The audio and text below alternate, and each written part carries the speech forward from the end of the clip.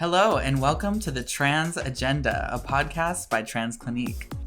I'm your host, Nico, and I'm a trans man, and my pronouns are he and they. Every Thursday at 6 p.m. Pacific Standard Time, we'll be right here talking about the Trans Agenda. In this podcast, we'll delve into the unique challenges and experiences of trans folks, highlighting the voices of those who have lived it themselves. We'll explore issues such as navigating medical and legal systems, finding acceptance within family and community, and combating discrimination and violence. Our guests will share their personal stories and expertise, providing valuable insights and perspectives on this often misunderstood aspect of the human experience. Join us as we strive to educate, inform, and advocate for trans rights and visibility. Hello, and welcome to the Trans Agenda. I'm Nico, and I'm your host, and I'm here with Paulo. Hi guys, I'm Apollo Moon. Do you want to tell us a little bit about yourself, your pronouns, what you do? Yeah, so I am Apollo Moon. I am from Southern California. I am a entertainer, performer, model, all of the things. Yeah. I love that. So, of course, being the Trans Agenda, we do like to talk about being trans. So, can you tell us a little bit about your journey as a trans person? Yeah, so I actually grew up in a very religious household, and I didn't know the word transgender until I was 18 plus. So I feel like I had been sheltered a lot of my life from queer lifestyle, and it kind of like made me more curious about it. So I would go, to friends and whatever teachers that I respected to be able to tell me about it. And when I was around 16, I started identifying as lesbian. I was super mask presenting, and that was when I really felt something in me around, high school age, to where I was questioning what the gender binary actually consisted of and what expression I could take out of it. That's amazing. Yeah. Was there a moment when you decided that you were going to manifest your inner self to the outer world? Yeah, so I did my first season of Backcountry Trails. Backcountry Trails, you essentially go into the wilderness for like 6 months out of the year. You work on the trails and you live with your crew, and you all live in tents together. So your crew becomes your community. Your crew becomes your family, and they become like everything that you know during those 6 months, and you're kind of like shut off from the rest of the world. And in my first season of doing that, I had a non-binary crew supervisor, and that was like my first real interaction with someone who said fuck the gender binary and like actually was out. So I was able to sort of digest everything that they were saying, and over time in that season, my crew started using they them pronouns for me. I didn't really ask them to, but I felt like they knew that it was something that I needed, because we were all so close. We all had that sense of community and family, so they knew that that was something that I needed to explore, and they were super supportive. So without that, I would have never been able to come out. That was like my defining moment. I was on top of a mountain next to my whole crew, and I just knew that everything was gonna be okay. That's so picturesque. Yeah. Like, I feel like there's so much about you that, like, you're like an onion. Like, peeling back the layers. I'm like, I don't even... Yeah. I'm like, you went where in the wilderness? I've been through it. I have a story for sure, yeah. That's so amazing. So what's one experience in your life, since we're talking about stories, that you feel like is integral to who you are? It can be related to being trans or not. Yeah. Becoming an uncle was the sealing factor of like my childhood and my adulthood, and allowing them to be coexisting in a way that it complemented each other and didn't feel like they were competing with each other, and to where I was able to accept all parts of it, and where I was able to accept like I had lived a very feminine life before, and that wasn't something that I needed to be ashamed of. It was something that I can celebrate to this day and still learn from it. even though it's not something that I now resonate with. It's beautiful. Yeah. I can identify with that. Like, for me, before, I don't look at it as, like, the times I don't talk about it. I know some people are like that, and that's do whatever you need to do. Yeah. But for me, it's been really healing to, like, acknowledge the woman that I was and be like, that was a part of who I was. So, you know, and that informs the man I am today. Right, so, yeah. I mean, I definitely, like, talk to her, and I treat her as a friend. And I think that that's been something really healing to be able to do, is, like, actually, you know, like, dead name myself and not feel triggered by it, and feel, like, a sense of comfort in knowing that, like, that version of self is now protected by who I am today. That's next level. But I love that you're there, you know what I mean? Like, that's really beautiful. I think I have a couple more years before I'm ready to do that, but that's cool. That's if it's really something cool. you want, it's something you'll have. Yeah. I love that. So you did say you were an entertainer. I am, yes. So you could talk a little bit more. I really like to talk, I think as a trans person, employment is a really big topic, right? And it's really important for us to kind of talk to each other about how, like, what has your journey been like? What does business look like for you? So I do want you to talk a little bit about, like, how did you become an entertainer? You know, what has that been like for you? Yeah, so I did start with a background in photography, and having that base as a model, helped me a lot, just because I knew where the lighting was, I knew where the camera was positioned, I knew how, from a photographer standpoint, I was looking as a model. So I felt like having that in my back pocket helped build a foundation of the modeling that I do now. And then with that, I have also made a point to only go where feels good.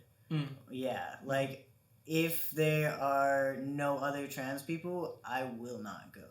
You know, and having a backbone within my business, I know that it is a privilege to be able to have that. So there's layers to it. But for me to always know that I'm not going to be the only trans person there has always really helped me be comfortable on set. And it's helped me open opportunities for other trans people, because I feel so often we just, like, are okay with whatever crumbs, and it's like, that's not how it has to be. Like, we can build our own table, and it is so important for us to build our own table, even if it kind of, like, backtracks your career in one way or another, you know? Right. Overall, it's going to advance you and our people. Yeah. Gotta spread the wealth for sure. People. Yeah, exactly. So, yeah, I mean, you know, what advice would you give to somebody, like a young trans person who maybe wants to become an entertainer, a model, or what would you tell a younger version of yourself?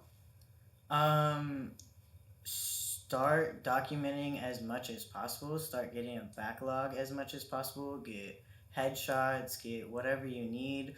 Do trade, do paid, pay others, you know, but start building up your portfolio and making sure that you're building a brand around your portfolio. So don't just build, like, oh, I have a pretty smile, but, like, what about you separates you from everybody else, you know? Come up with, like, 3 defining factors to your brand and really milk the shit out of that. That was money right there. That's money. Yeah. Get your fucking money, bitch. Yeah. You know, and the one thing that I really notice about you, and now we've worked together a couple of different times, and you just have this calm. Like, anytime you're in the room, you're just, like, you're smiling. You seem very, I mean, I have a psychology degree, so you just seem very regulated. Yeah. You seem very regulated. Like, your central nervous system is, like, you chill. The serotonin flow is good. You know, so I'm wondering, like, how do you keep that for you? Like, what are some things, you know, it's hard as a trans person to stay regulated, so. Yeah. I know for me, I need to spend a lot of time outdoors, and I need to spend a lot of time with the people that I consider to be my family, whether that be blood or not. And to prevent burnout, that's something that I always try to keep in mind is like if I have, a deciding factor between the two gigs that I'm betting on and it's the same day, is like one's outside and one's indoors. Like I'll pick the outside one even if it's like $200 less than the indoors one, just because I know that mental part of it being outside will help me in the long run and will make it more enjoyable and feel less like a job. That's beautiful. Like kind of factoring in not only just the money, but the plus and minus of like your system as well. Yeah. That's really great. Yeah. No amount of money is worth your mental health. Always make sure that your mental health is on point, and the money will come and go as as you allow it. I love that. So we've talked a lot about the individual, like you as an individual, your journey. I'm wondering though, there's a lot going on in the world right now for trans people. Right. So what are your thoughts on what's going on? What are your advice for people who are really having a hard time with what's going on? I think for me, I have recently allowed myself to feel anger, and do it in really constructive ways, and to sit in that discomfort of how society feels I should view anger. And I now view it as something that is transformative, because I think that my anger comes from a place of love, and a lot of the anger directed towards trans people comes from a place of fear.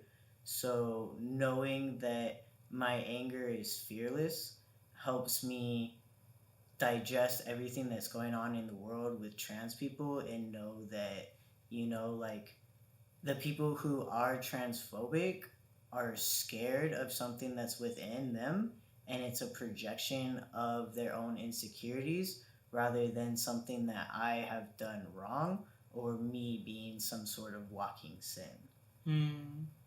Yeah, the projection is really powerful. Yeah. I've been thinking a lot about anger too recently, but one thing I always come up against is how do you healthfully express anger? Like, what does that look like for you?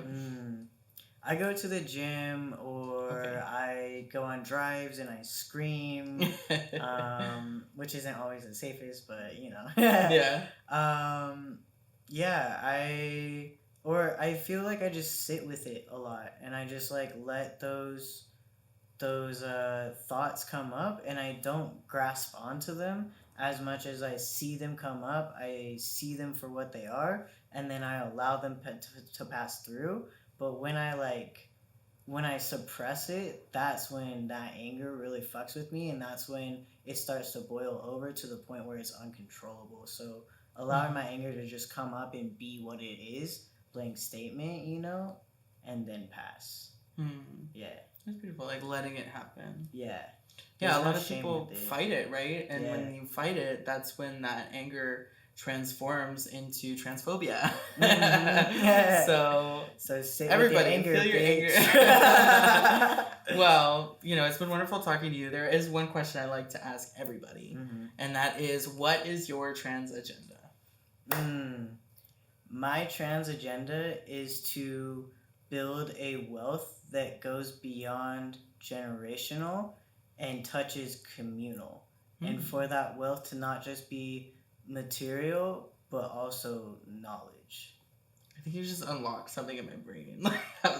I heard it. Yeah. Unlock. Pay trans people with money and resources and mental shit. Shit. All right, well, thank you so much. Yeah, thank you. Trans individuals face unique challenges every day. From accessing healthcare to navigating legal systems, it is crucial that we work towards creating a society that is inclusive and supportive of people of all gender identities. This means advocating for policies and practices that prioritize the health and well-being of trans individuals, as well as challenging discriminatory attitudes and behaviors where they exist. By coming together to support and uplift trans voices, we can create a brighter and more equitable future for everyone. Thank you for listening, and let us continue to work towards a world where trans individuals can thrive. Follow us on all social media platforms @TransClinique And don't forget to like this video and hit the subscribe button.